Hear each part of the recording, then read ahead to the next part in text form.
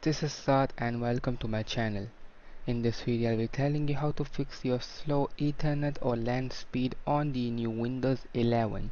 So let's begin. First of all, you'll have to go to your search. Over here you'll have to type in settings and then click on settings.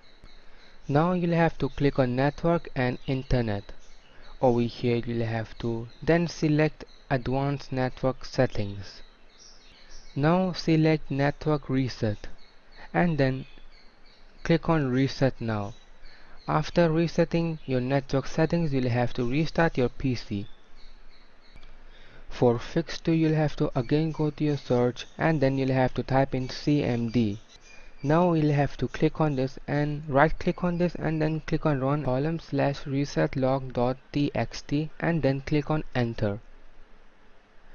As you can see, you have to restart the computer to complete this action and then restart your computer from the start menu over here. Now you'll have to again open CMD and then run it as administrator. Now you'll have to again type this netsh space winsock space and then reset. After typing this in, hit enter on your keyboard. And then your winsock catalog would be restart and you'll have to again restart your computer.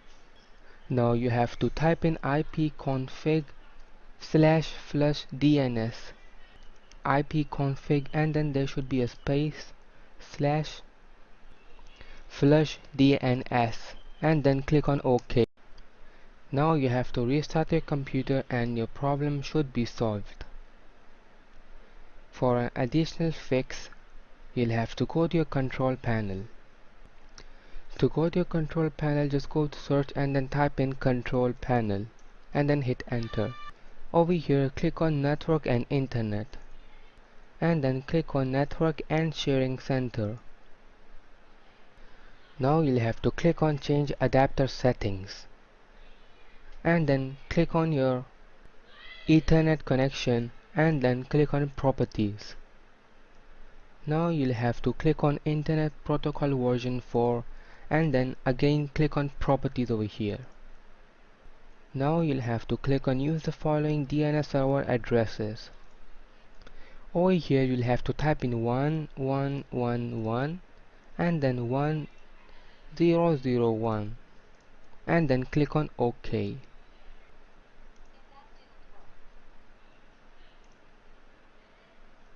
This should fix your problem, and if this didn't work, then again you'll have to go to your search.